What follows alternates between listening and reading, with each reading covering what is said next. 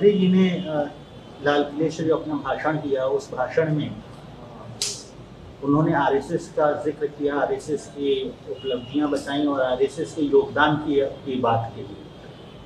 आपने इसको ऊपर कमेंट किया, आपने ट्वीट किया है सर। देखिए, मेरी राय ये है कि हर प्रधानमंत्री देश का 15 अगस्त के दिन लाल किले से मुल्क की आवाम को, जनता को अपने भाषण के ज़रिए ये बताती है कि उनकी सरकार ने क्या किया या क्या करने वाले हैं। एक रिवायत रही है। मगर प्रधानमंत्री 15 अगस्त के दिन 2025 में खड़े होकर आरएसएस की तारीफ करना, उनके 100 साल के मुकम्मल होने पर उनके बारे में प्रधानमंत्री ने देश को जो बताया है, मैं समझता हूं कि ये हमारी जंग आज़ादी की जद्दोजहद की एक बहुत बड़ी तौहीन हुई। इसलिए कि आरएसएस और उनकी जितनी तंजीमें हैं वो तो जंग आज़ादी में हिस्सा नहीं लिए, बल्कि वो तो अंग्रेज़ों की ताईद में रहते थे और वो अंग्रेज़ों से ज़्यादा मुजाहिदीन आज़ादी से नफ़रत करते थे, चाहे गांधी हो या जितने बड़े बड़े नेता उस वक्त के हो हैं।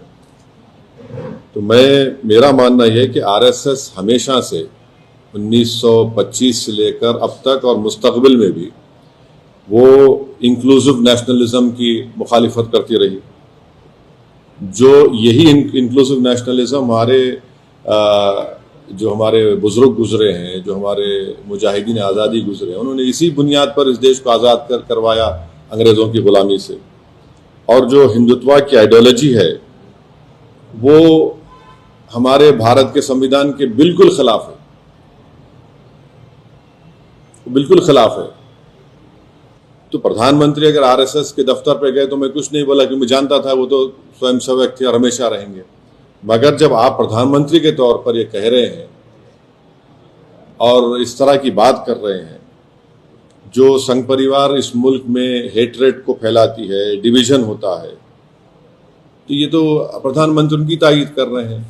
आप हम देख लीजिए कि नॉन कोऑपरेशन मूवमेंट है।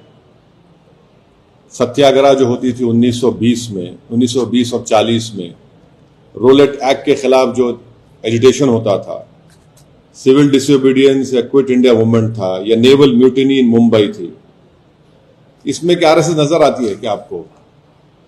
फिर आप देख लीजिए, मैं ये क्यों कह रहा हूं, आरएसएस का जो प्रार्थना है, वो प्रार्थना में क्या लिखा गया है बताइए आप? क्या वो प्रार्थना इंक्लूसिव है? फिर आरएसएस का जो शपथ है, एक ही समुदाय के, रिलीजन, उनके सोसाइटी, कल्चर की बात होती है। और फिर आप अगर हिस्ट्री में जाएंगे तो जब अंग्रेज़ों ने ये फैसला लिया कि कोई भी ऑर्गेनाइजेशन मिलिट्री ड्रिल यूनिफॉर्म पहन के नहीं करेगी, तो फौरन 29 अप्रैल 1943 को गोलवालकर ने एक सर्कुलर लिख दिया कि हम अपने इनका जो यूनिफॉर्म निकाल रहे हैं। जबकि उस वक्त जो अंग्रेज बोलते थे उसके ऑपोजिट में देश करता था। आपने किया वो। एक और बात आपको जानना चाहिए कि श्यामा प्रसाद मुखर्जी कौन है। श्यामा प्रसाद मुखर्जी जनसंघ के फाउंडर हैं, महासभा के हैं और आरएसएस के एक जिम्मेदार थे अंडर अ पैक्ट। दिसंबर 1941 में श्यामा प्रसाद मुखर्जी बंगाल कैबिनेट में मंत्री बने। कौन उसको हेड कर रहा था? फजलुल हक। ये कौन था फजलुल हक? ये फजलुल हक वही आदमी था जो पाकिस्तान के रेजोल्यूशन मुस्लिम लीग के सेशन लाहौर में मार्च 1940 में मूव किया था। आप बताइए फिर आज प्रधानमंत्री इनका बात कर रहे हो। दूसरी आखिरी बात, ये जो प्रधानमंत्री कहते एनजीओ, आपको इनकी हिस्ट्री अगर मैं, क्योंकि वक्त नहीं है, मुख्तसर से अल्फाज में कह रहा हूं कि आरएसएस ने जो मिसलेनियस एप्लीकेशन नंबर 17 1978 में जो डिस्ट्रिक्ट जज नागपुर के सामने फाइल किया था, राजेंद्र सिंह ने फाइल किया था, जो बाद में बाला साहब दियोरस जो उस वक्त सरसंघचालक थे, उनके बाद वो सरसंघचालक बने। उन्होंने क्या लिखा पढ़ लीजिए आप। कॉन्सेप्ट ऑफ हिंदू नेशन के बारे में उन्होंने क्या कहा था। फिर उसके बाद आप पढ़ लीजिए जो एप्लीकेशन उन्होंने दिया था उसके पैराग्राफ नंबर 13 पे क्या लिखा हुआ है, फिर उन्होंने सरसंघचालक के बारे में क्या कहा था, ये तमाम चीजें सामने हैं। उनका पार्टी का जो आर्टिकल 14 है, कल्चरल ऑर्गेनाइजेशन बोलते हैं, मगर हर काम आप पॉलिटिक्स में हिस्सा लेते हैं। तो ये हमको अफसोसनाक दिखा कि प्रधानमंत्री इस तरह की बात किए बहैसियत प्रधानमंत्री के, वजीर आजम के। आप देश के बारे में बोलना था। आपने कल अपने भाषण में कहा कि दूसरी बातें कही। ठीक है, हम आइडियोलॉजिकली बीजेपी के खिलाफ थे, रहेंगे, प्रधानमंत्री बीजेपी से आते हैं, मगर एक वजीर आजम तो है। मगर इस तरह उन्होंने आरएसएस की उनको सराहा, उनकी तारीफ की, ये सरासर गलत है और ये हमारे देश के लिए ठीक नहीं है। हमारे को खतरा चीन से है। चीन आज भी हम उन पेट्रोलिंग पॉइंट्स पर हम नहीं जा सकते। हमने 25 पेट्रोलिंग पॉइंट खो दिए हैं। और जो ऑर्गेनाइजेशन देश में अपनी आइडियोलॉजी की बुनियाद पर निफाक पैदा कर रही है, इख्तलाफात को फरोग दे रही है, हेटरेट में इजाफा कर रही है, कई मसाजिद पे केसेस डाले जाते हैं, दरगाहों पर 500 साल पुरानी दरगाह पर वहां पर खबरों को तोड़ा जाता है। कौन है ये लोग? ये तो सब इनका ताल्लुक आरएसएस से है। सर, इस स्पीच को कई लोग ये भी क्रिटिसाइज करें कि पॉलिटिकल लीडर्स क्रिटिसाइज कर रहे हैं, अपोजिशन के पॉलिटिकल लीडर्स को क्रिटिसाइज करें कि काफी ज्यादा पॉलिटिकल स्पीच है, not speech of prime minister. देखिए, वो हर एक की राय। मेरे लिए सबसे ऑब्जेक्शनेबल बात और तकलीफदेह बात ये थी कि उन्होंने आरएसएस की 100 साल की तकमील पर उनकी खिदमात को, उनके चीज़ों को सराहा है। अरे प्रधानमंत्री ये भी नहीं जानते हैं, मगर नहीं इकरार करेंगे कि भाई तिरंगा कब लहराया गया आरएसएस के दफ्तर के ऊपर। ऑर्गेनाइजर मैगजीन में जब संविधान बना तो उसके बारे में क्या कहा था ऑर्गेनाइजर मैगजीन ने, गोलवालकर को कोट करके। जब आरएसएस बन रही थी तो उस वक्त कौन लोग थे? 4 लोग थे ना, हेगडेवर, आपके मुंजी और 2-3 लोग थे। और हेगडेवर ने खुल के कहा कि मैं इंस्पायर हुआ सावरकर की हिंदुत्व की किताब से। उसमें क्या लिखा हुआ है? क्या वो आज उस किताब को सामने रख के अब आर्टिकल 14 को देख लीजिए। उस किताब को सामने रख के आप हमारे कॉन्स्टिट्यूशन के प्रियम्बल को देख लीजिए। ठीक है, मेरा यकीन मत करिए, मगर जो लोग आज हमको तनखीद कर रहे हैं, क्या क्या लिख रहे हैं, आप देख लीजिए, सब रख के सामने पढ़िए ना, देख लीजिए आप कितना इंक्लूसिव है, कितना एक्सक्लूसिव है वो। Sir, inset call for special module release किया है 6 और 12 क्लास के लिए, जिसमें कांग्रेस माउंटबेटन को उनको कल्प्रिट पार्टीशन पे कल्प्रिट मॉडिफिकेशन ऑफ एनसीईआरटी में जो है मॉडिफिकेशंस लेकर आए, उसको आप कैसे देखते हैं? खासतौर पर पहले मुगलों की बात आई थी, अभी पार्टीशन को लेकर। मैं बोलूंगा कि एनसीईआरटी में ये किताब को शामिल करना चाहिए, Muslims against partition by Shamsul Islam. शामिल करिए उस किताब में, पढ़ाइए कौन था। और ये बार बार जो झूठ बोला जाता है ना पार्टीशन के बारे में, अरे भाई उस वक्त कितने मुसलमानों को वोट डालने का इख्तियार था? 2 या 3% को भी नहीं था जो इनकम टैक्स दे सकता था, जिसके पास जमीन थी या कोई कंडीशंस थे। मोर देन 90% करीब मुसलमान वोट ही नहीं डाल सकते। ये तो पूरे एलिटिस्ट राजा रजवाड़े बोलिए या जमींदार बोलिए, उन लोगों को इख्तियार था। शम्सुल इस्लाम किताब को शामिल करिए आप, मुस्लिम अगेंस्ट पार्टीशन बताइए। और पार्टीशन से आज हमारे को ब्लेम कर रहे हैं, हम कैसे जिम्मेदार हैं उसके? मुसलमान जो भाग गए वो भाग गए, जो वफादार थे वो ठहर गए। आप आज भी वही बोला जाता है। मौलाना अबुल कलाम आजाद की किताब पढ़िए, इंडिया विंस फ्रीडम। उसमें मौलाना आजाद रो रहे थे सबके पास जाकर, उस वक्त के नेशनल लीडर्स के पास, कि भाई आप अग्री मत करिए। वो किताब को भी शामिल करिए, पढ़ाइए बच्चों को। आप तो इन चीजों को शामिल ही नहीं करना चाह रहे हैं। क्या आपकी नजर में sir lord Mountbatten, Mohammad Ali Jinnah और द देन कांग्रेस, अरे भाई साहब, मैंने आपके सामने अभी कहा कि श्यामा प्रसाद मुखर्जी 1941 में मिनिस्टर बने बंगाल कैबिनेट में फजलुल हक के साथ। फजलुल हक वो आदमी था जो लाहौर के मुस्लिम लीग के सेशन में पाकिस्तान का रेजोल्यूशन मूव किया था। ये क्यों नहीं पढ़ाते आप? ये पढ़ाइए ना कि श्यामा प्रसाद मुखर्जी कैबिनेट में मेंबर थे, आप पढ़ाइए।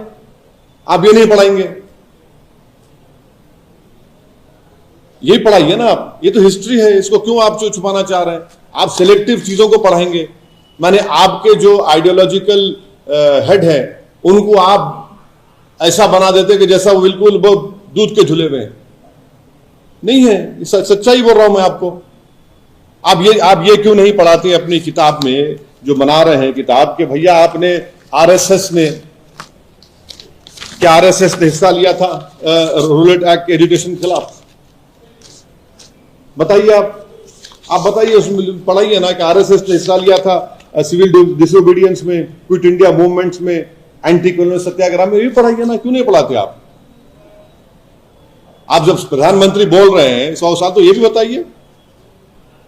आप प्रधानमंत्री के आप एनसीईआरटी के सिलेबस में भी पढ़ाइए कि एक किताब है, किसकी किताब, प्रधानमंत्री बताएं आरएसएस का प्रार्थना क्या है, उनकी शपथ क्या है, डालिए उसको एनसीईआरटी में, दिखाइए क्या क्या है चीजें। ये आप अपनी आइडियोलॉजी को दुनिया के सामने आज अच्छा जाहिर करने के लिए आप दूसरों को बता रहे हैं बुरे हैं अच्छे हैं। भाई आप सब चीज पढ़ाइए, क्यों छुपा रहे हैं इन चीजों को आप? असद जी, आपको लगता है कि एनसीईआरटी की किताबों में सालों से जो है इस तरीके से बदलाव लेकर आया गया है, सरकारें जो बदलती है? ये तो हमेशा हिस्ट्री बदलने की आदत तो शुरू से आरएसएस बीजेपी की रही है ना। वो तो सरकारें कांग्रेस की हो या अरे हिस्ट्री बदल ज्यादा तो ये लोग करते हैं, जब कभी ये सत्ता में रहे हैं इनका एक ही काम रहा है। बिहार के चुनाव की अगर हम बात करें, कल से प्रचार थोड़े से जो है शुरू कर रहे हैं। क्या बिहार में प्रचार जो है कल से तेजस्वी यादव और करे, हम भी, हमारा चल रहा है प्रचार। आपका पूछना चाह रहे हैं? नहीं, हमारा भी चल रहा है प्रचार, हमारा भी चल रहा है। आप फुल-फ्लेज्डली कब हो रहे हैं? वो तो चल रहा है। हमारे लीडर अख्तरुल ईमान साहब, बहादुरगंज में आलम साहब, सब लोग लगे हुए हैं। आपका कुछ शेड्यूल हमारे जन बनेगा इंशाल्लाह। पार्लियामेंट 22 तक है, 21 तक है, फिर हम जाएंगे। उत्तर प्रदेश में सर पीडीए की बहुत चर्चा हो रही है। इस पीडीए अलायंस में वो आप कैसे देखते हैं? आप भी काफी एक्टिव, आपने अभी कुछ जिलों में कुछ जगहों पर आपने अपने ऑर्गेनाइजेशन को वहाँ रिसेट किया है, तो उत्तर प्रदेश में कैसे एमआईएम प्ले करेगी और क्या? नहीं, देखिए हमारे अध्यक्ष शौकत अली साहब और तमाम हमारे जो जोन के इंचार्ज हैं, इन सब बड़ी मेहनत किए हैं, संगठन को बहुत अच्छी तरह से मजबूत किए हैं। और मुझे लगता है कि इंशाअल्लाह ताला अब की बार जब कभी चुनाव होंगे, अब तो मेरे ख्याल से 26 में तो लोकल बॉडी के होंगे, उसके लिए तैयारी चल रही है। फिर उसके नेक्स्ट ईयर उसके बाद विधानसभा के असेंबली के होंगे, तो अच्छा रहेगा। पीडीए में कभी क्या आपका कोई रोल होगा पीडीए में, अगर पीडीए की तरफ से या आपकी तरफ से? दोनों जो अखिलेश यादव हैं, ऐसा है, देखिए भारत की राजनीति में अगर कोई पॉलिटिकल बर्मुडा ट्रायंगल में है तो सिर्फ हम ही हैं, बाकी के सब सुकून में। तो बताएंगे उनको क्या होने वाला है। मैडम उसे छोड़ दिए, वो छोड़। भारत पर क्या असर होगा? अभी तो नहीं मालूम, अभी तो 50% लगा चुके हैं, उससे तो हमको बहुत नुकसान हो रहा है। हमारे डायमंड इंडस्ट्री को इफेक्ट पड़ रहा है। पॉलिश डायमंड्स होते थे सूरत के, तमिलनाडु का जो हमारा रेडीमेड गारमेंट सेक्टर बहुत बड़ा असर पड़ रहा है। और हमारे मोटर पार्ट्स जो 65,000 करोड़ का इंपोर्ट होता है, उसमें कम से कम आधे पे इम्पैक्ट पड़ने वाला है। बहुत सी चीजों पे इम्पैक्ट पड़ने वाला है, ऐसा नहीं है कि नहीं होने वाला है। प्रधानमंत्री के जो दौरे होने वाले हैं उस पर अभी अभी हो गया, अब चलो, अरे अब चलो।